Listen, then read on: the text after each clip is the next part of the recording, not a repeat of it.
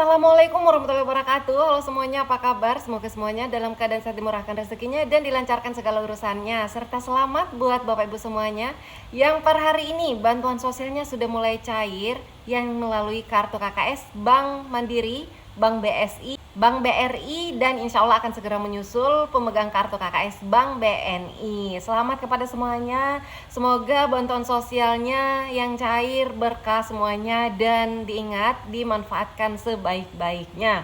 Oke, langsung saja di video kali ini saya akan membahas terkait ciri-ciri KPM yang bantuan sosialnya tidak akan cair lagi di tahap 1 tahun 2025 ini. Dan ini juga berhubungan dengan banyaknya pertanyaan yang masuk. Apakah ketika pada saat dicek statusnya, dicek bansos, di sana statusnya masih berada di status periode November-Desember 2024, apakah tidak akan cair lagi di tahap 1 tahun 2025 ini? Nah, semua ini saling berhubungan. Oleh sebab itu, pastikan nonton video ini sampai habis. Dan jangan lupa bagi yang baru saja bergabung di channel ini, pastikan diklik dulu subscribe-nya dan juga aktifkan lonceng notifikasinya, agar tidak ketinggalan dengan setiap info yang terupdate terkait bansos dan berbagai macam subsidi pemerintah lainnya yang selalu saya bahas di channel ini.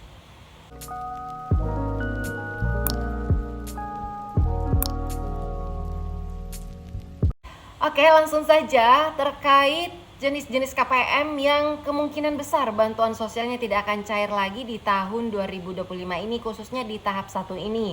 Nah, pertama yang perlu diketahui terlebih dahulu terkait apa itu PKH. PKH ini adalah bantuan sosial bersyarat yang diberikan kepada masyarakat miskin atau tidak mampu secara sosial ekonomi. Dan PKH ini termasuk program unggulan pemerintah ya, ada sejak tahun 2007 lalu dan masih berjalan hingga sekarang, yang mana jenis bantuan sosial lainnya itu timbul tenggelam. Akan tetapi untuk bansos PKH ini masih menjadi program prioritas pemerintah saat ini. Dan untuk nominal bantuan sosial PKH ini juga itu bervariasi tergantung dengan komponen yang masing-masing KPM miliki. Nah, jadi itu untuk bantuan sosial PKH ada syaratnya. Jadi apabila Bapak Ibu sudah dinilai tidak layak lagi menerima bantuan sosial dikarenakan barangkali tidak memenuhi syarat lagi karena sosial ekonominya, maka kemungkinan besar bantuan sosialnya tidak akan cair lagi di tahun 2025 ini, khususnya di pencairan tahap satunya. Nah, cara pertama untuk mengetahui apakah bantuan sosial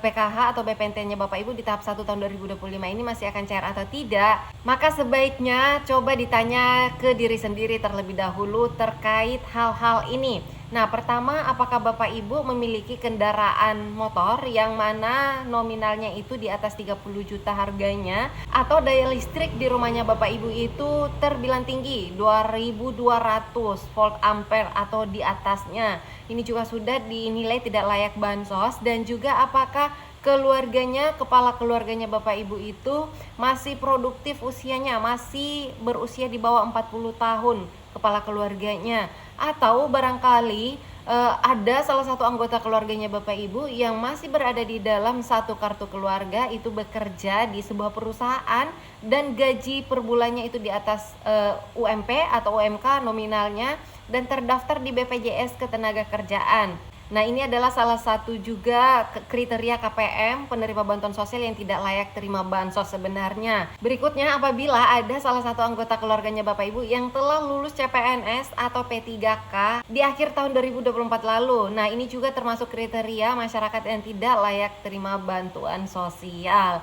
Dan saat ini juga telah gencar disosialisasikan untuk masyarakat yang memiliki lahan cukup banyak atau memiliki mobil, maka ini juga dinilai tidak layak terima bantuan sosial. Nah, jadi coba Bapak Ibu ditanya diri sendiri, apakah Bapak Ibu termasuk dari kriteria yang saya sebutkan tadi? Nah, apabila Bapak Ibu termasuk di dalam kriteria yang saya sebutkan tadi, maka kemungkinan untuk bantuan sosialnya Bapak Ibu itu tidak akan cair lagi di tahap 1 tahun 2025 ini. Dan ini bisa Bapak Ibu pastikan dengan cara cek namanya melalui aplikasi Cek Bansos atau websitenya Cek Bansos.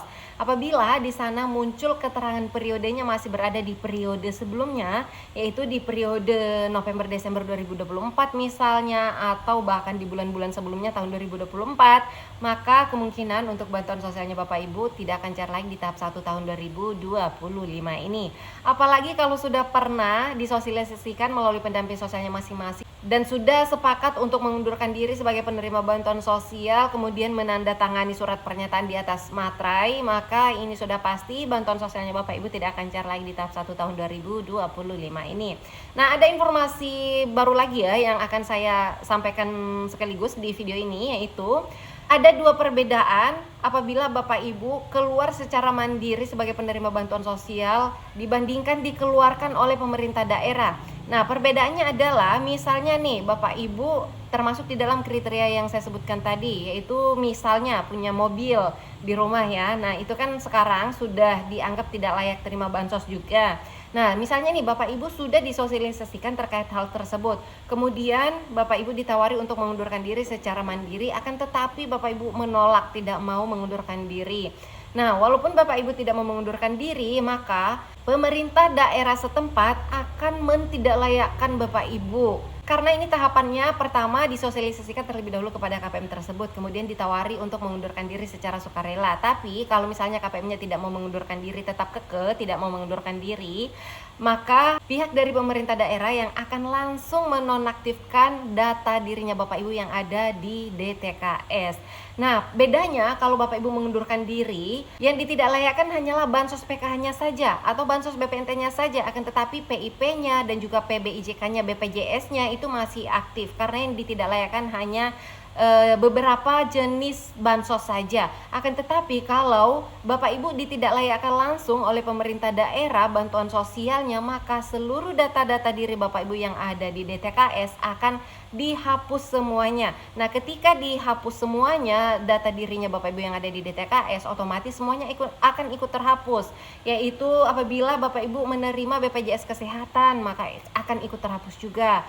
Lalu apabila Bapak Ibu anaknya misalnya menerima PIP, maka kemungkinan besar akan terhapus juga, karena PIP ini ada yang namanya pemadanan data DTKS dan juga Dapodik. Sehingga kalau di DTKS-nya sudah tidak layak bansos, sudah ditidaklayakkan oleh pemerintah daerah, maka bisa juga untuk bantuan sosial PIP-nya akan ikut non-aktif atau terhapus.